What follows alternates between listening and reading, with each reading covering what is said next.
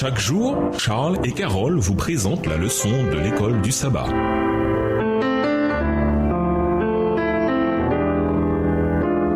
Bienvenue dans votre émission. Dieu nous parle. Nous voilà à la leçon de jeudi, le grand conflit. Comme nous le découvrons en lisant le récit biblique, voir Genèse 39 et les versets 11 à 20, Joseph a traversé des épreuves en raison de la décision qu'il avait prise de respecter les principes divins. Il a été jeté en prison. Appartenant à Potiphar, il aurait pu être tué immédiatement sans autre forme de procès. Manifestement, son maître ne croyait pas sa femme, mais il devait protéger sa réputation en prenant des mesures. Et pourtant, malgré les circonstances douloureuses pour Joseph, la Bible dit « Le Seigneur fut avec Joseph ». Genèse 39, le verset 21. La vie sur terre n'est pas juste. Le bien n'est pas toujours récompensé et le mal n'est pas toujours puni immédiatement. Mais il y a quand même quelques bonnes nouvelles. Joseph a pu trouver le repos, même en prison, parce que Dieu était avec lui. Enfermé, il aurait pu ressasser l'injustice de sa situation, se replier sur lui-même et même rejeter Dieu. Mais qu'a fait Joseph en prison? Quels ont été ses rapports avec son entourage? Lisons Genèse 39, le verset 21 à Genèse 40, le verset 22. Genèse 39, verset 21 à Genèse 40, verset 22.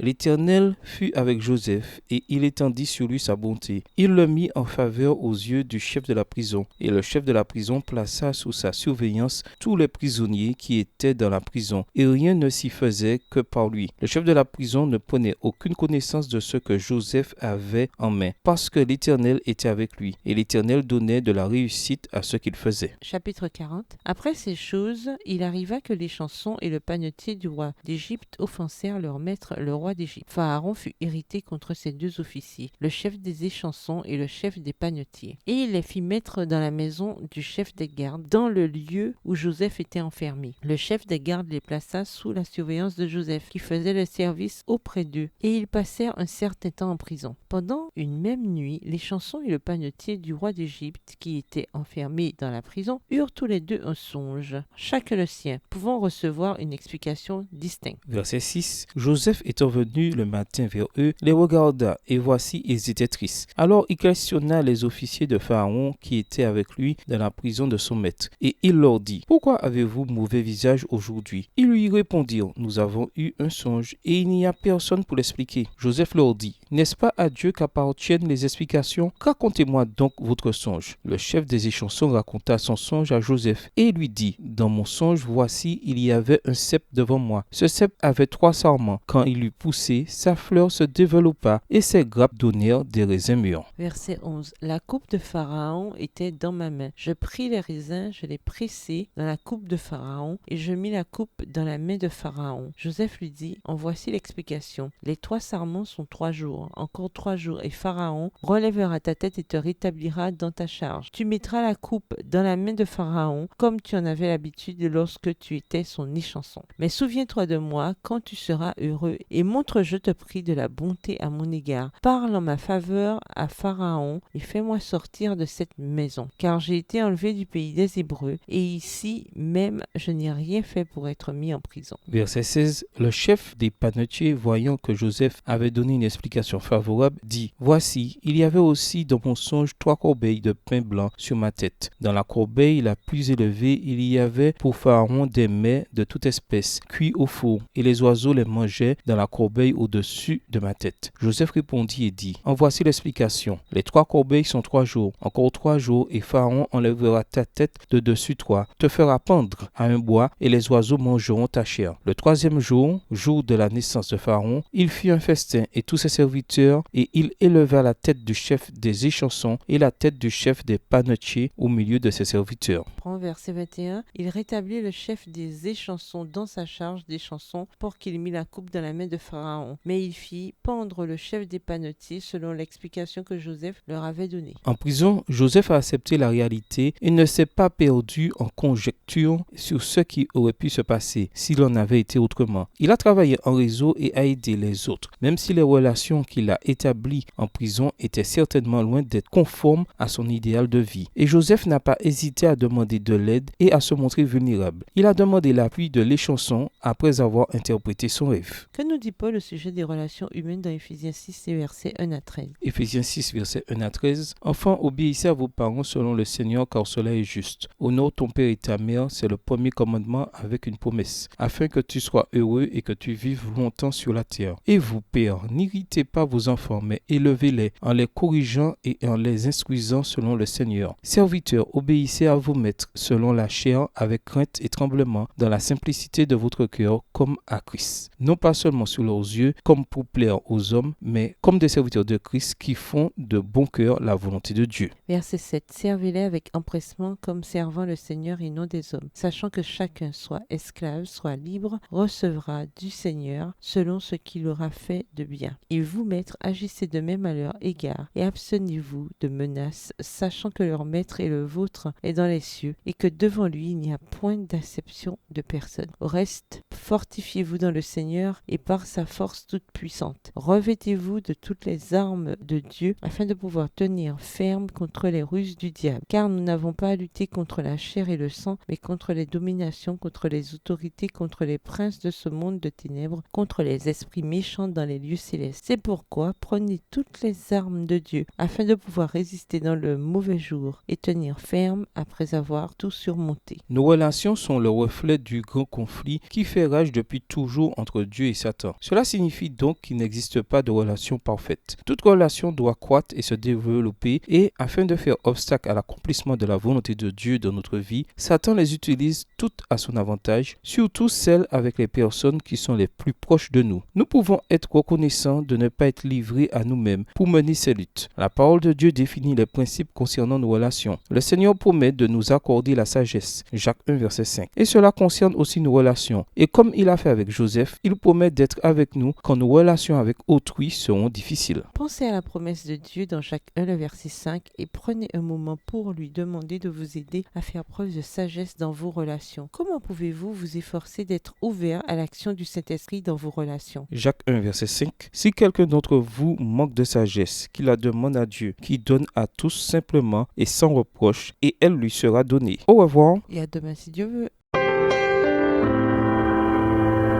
Dieu nous parle. Chaque jour, Charles et Carole vous présentent la leçon de l'école du sabbat.